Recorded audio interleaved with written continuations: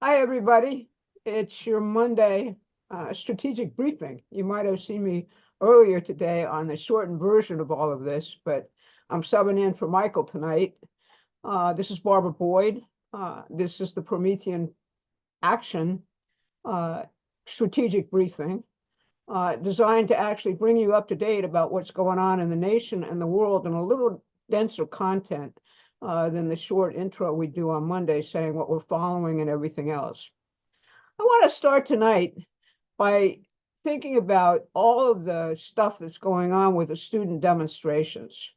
All of the stuff that you're seeing, if you look at Fox or you look at any of the so-called conservative media, you're basically being told to take sides, either for the students, on one side, that's the left side of the equation, or from the so-called Republican Party establishment side, you're being told these are Hamas terrorists who've come onto U.S. college campuses and have brainwashed through the professors all of these students to be anti-Israel and anti-United States. And really what should happen is we should throw them all in jail, fire all the professors, and take over the universities. It's a very hot issue. But it has very little to do with actual reality. And that's the point I actually want to talk about tonight. You had last week Mike Johnson, who I'll call the coward of the House of Representatives, suddenly going to Columbia to face down a bunch of students gathered on the quad. In my view, in the typical college demonstration on the left, which has occurred over and over and over again in our country. Students have been misled for the most part, but are acting via emotions in their heart and have no clue the forces which are actually directing them to act so. But it's equally the case that everybody who's opposing them in such strident terms, almost like we're going to have a new McCarthy period here, has no idea what they're talking about either. So I want to just go and give you a little bit of strategic background on these events tonight and get you thinking perhaps in a little bit different way about this. First, I'm going to tell you about something that Lyndon LaRouche started. His response to the complete collapse of the British financial empire, that worldwide empire in 2008, which most of us experienced here as the 2008 Wall Street collapse and the financial bailout on the backs of every working man, woman, and middle class family in the United States of the major banking institutions. LaRouche said, really, what we need to do here is figure out a way to destroy this British financial empire, the people who caused this, once and for all.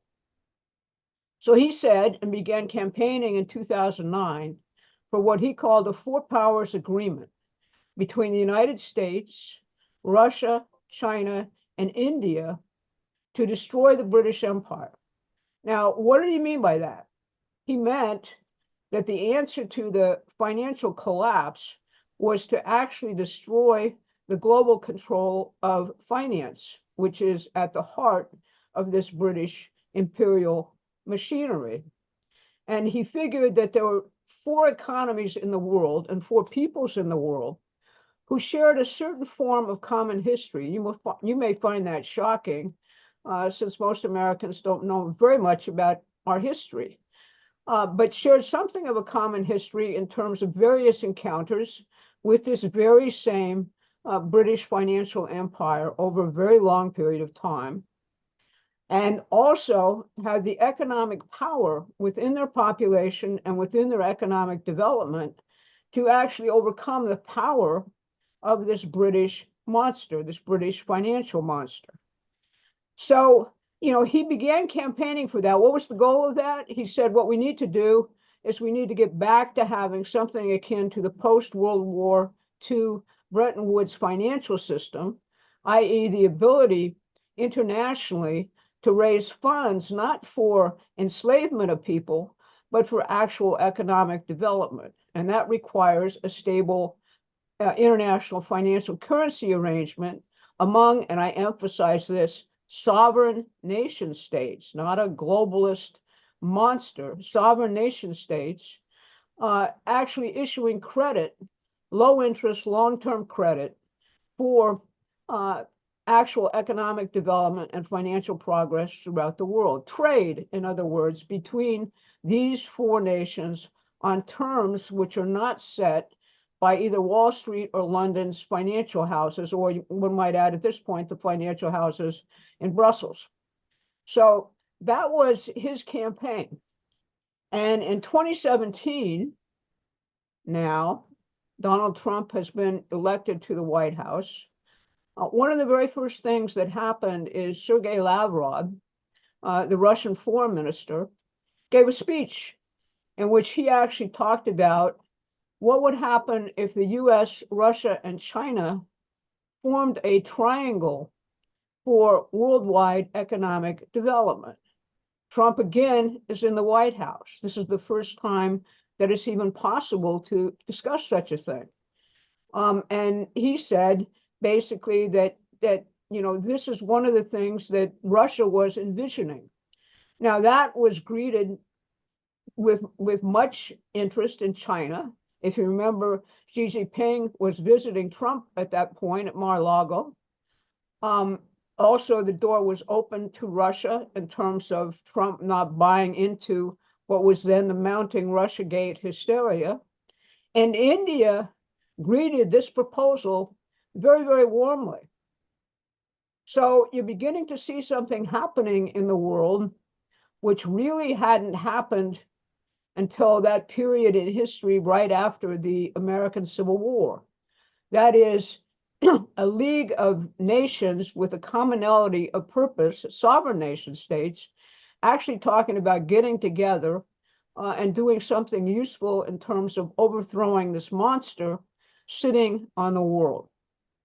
I would tell you that right at that point, it became very clear to the British what was going on, and it had been clear earlier that this potentiality was emerging. And then in 2018, after they'd launched Russiagate, after they were probably involved in thinking about how to manipulate or create something akin to the coronavirus epidemic, these people are truly, truly, truly evil. They published something called UK Foreign Policy in a Shifting World Order. And in it, they targeted 4 countries. What a surprise. The 4 countries are, of course, the 4 powers which had actually been identified, by Lyndon LaRouche. The United States, Russia, China, and India for destabilization. And that, I believe, is one of the most overlooked aspects of the entire story of what has happened to us ever since Russiagate was unleashed in a big way in the United States. Now, in the news over the last week, we learned that Biden and his British controllers are working on a 10-year plan for the Ukraine war. It's not just this $61 billion, which we just, gave to a war which is already lost, but they're talking about a 10-year plan, shifting the weapons development completely into Europe, and they're saying in explicit terms, we're going to be Trump-proofing, in essence, the Ukraine war. So even if Trump is elected, they're trying to figure out a way that this insane war can continue. Now, I don't want to talk necessarily right now about the merits of that war. I will simply point out that 600,000 people in Ukraine have died on the throne of the United States actually saying we need a battering ram against Russia. It has its historical parallels, of course, in the use of Hitler's Nazi Germany by the same British Empire as a battering ram against Russia during World War II.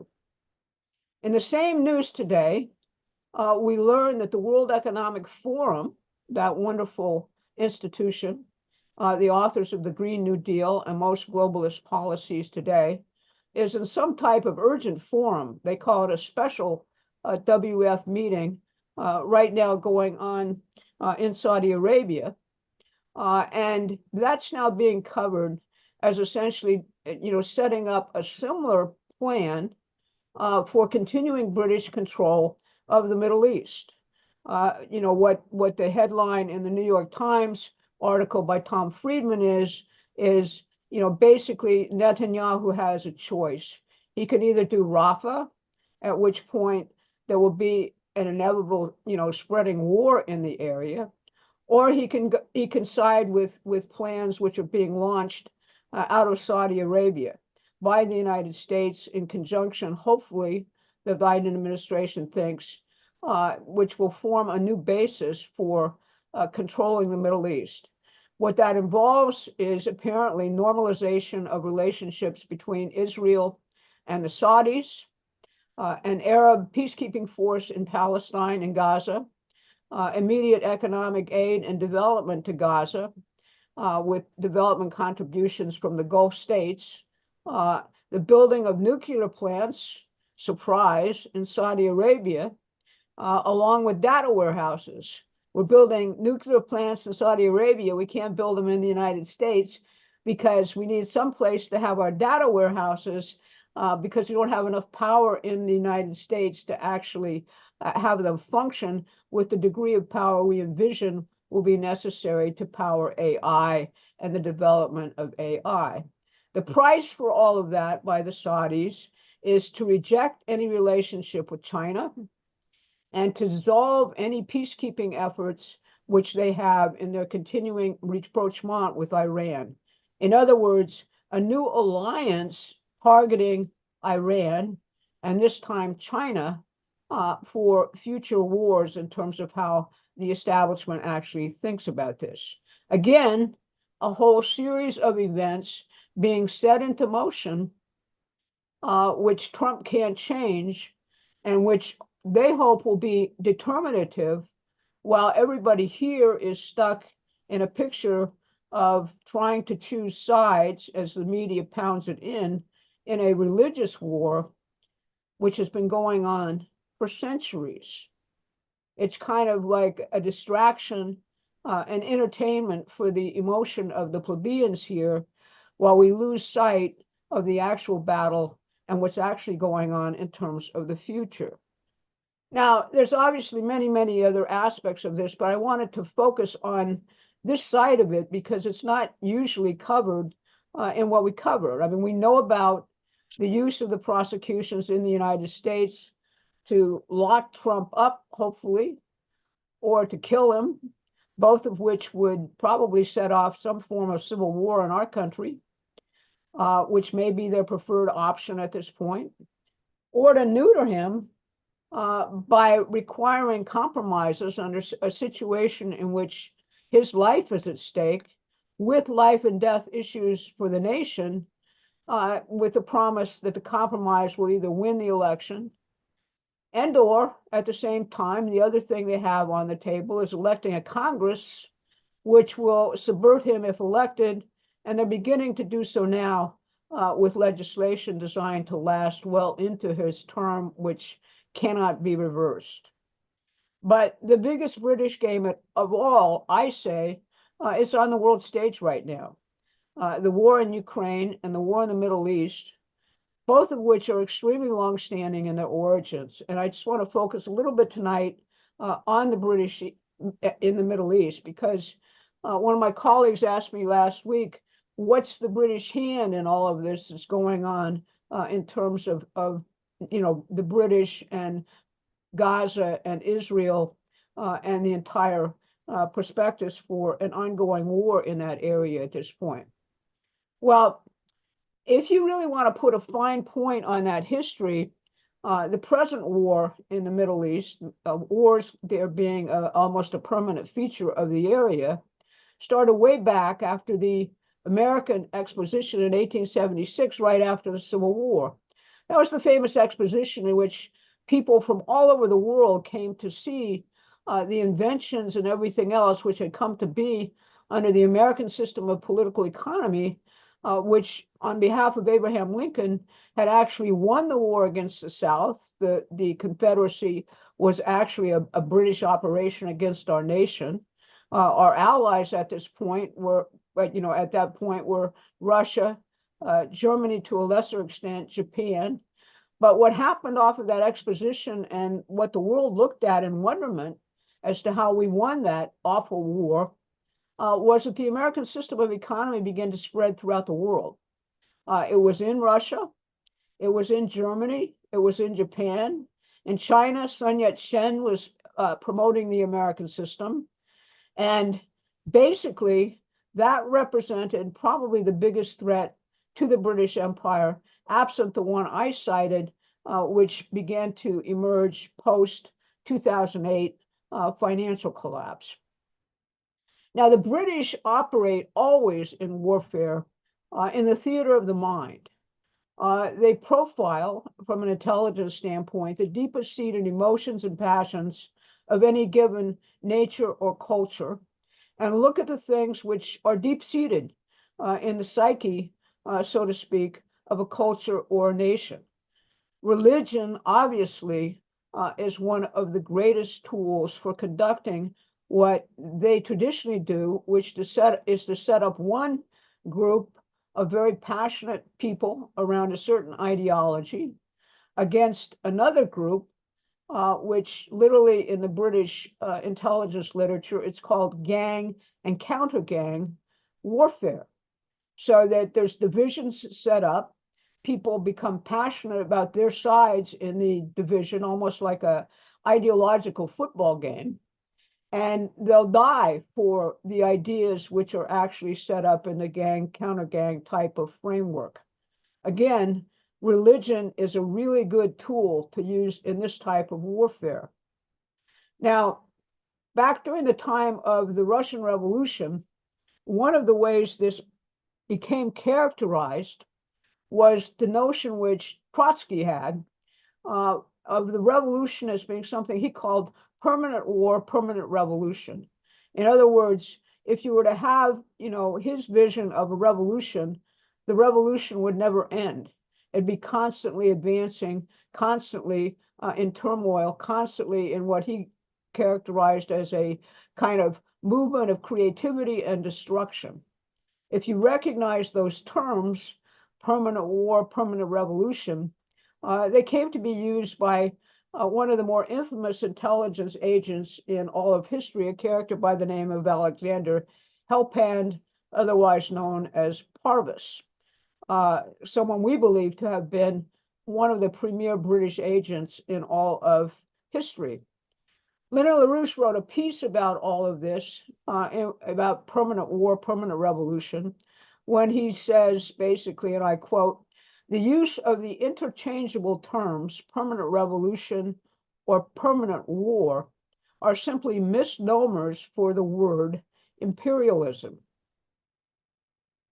British imperialism is rooted in the reign of a financier oligarchical system through destroying all prospective sources of patriotic challenge to empire by policies of permanent regime change, permanent revolution, and permanent warfare."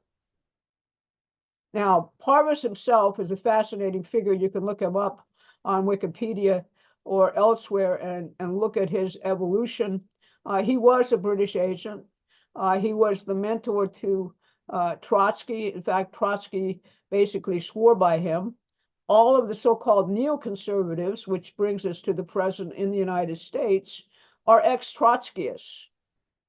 Interesting profile, isn't it? They're ex-Trotskyists. Dick Cheney, all of the people who waged all of the Iraq wars, the permanent wars we've been involved in, are ex-Trotskyists. Their ideology figures right now in everything they're doing. Basically, Parvus goes on to play a major role in the Balkan War, and most importantly, from the standpoint of understanding how these synthetic political operations works, he was the founder and the ideological leader of a group called the Young Turks, which was the revolutionary organization which actually destroyed in many respects through revolution, the Ottoman Empire.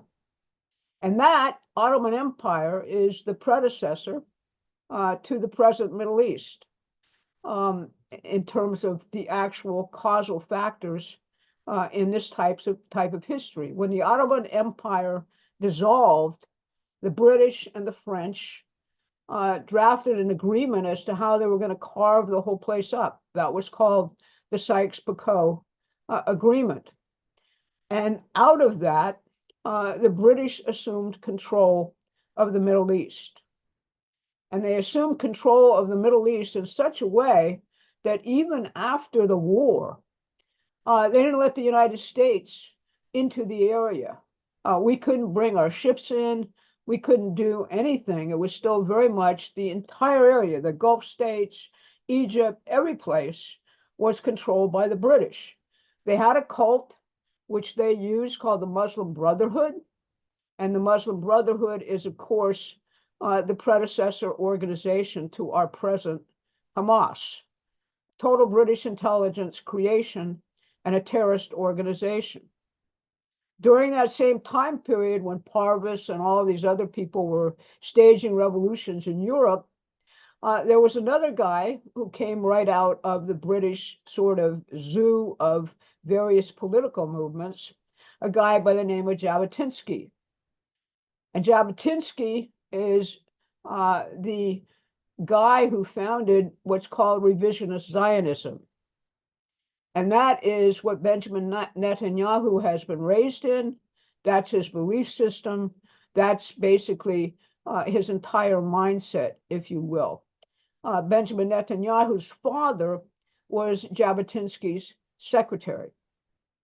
So when you look at this and you look at the British manipulation of all of this, and you're being asked here in the United States to actually choose sides day in, day out, what the hell is that all about? You really have to ask yourself what's going on here.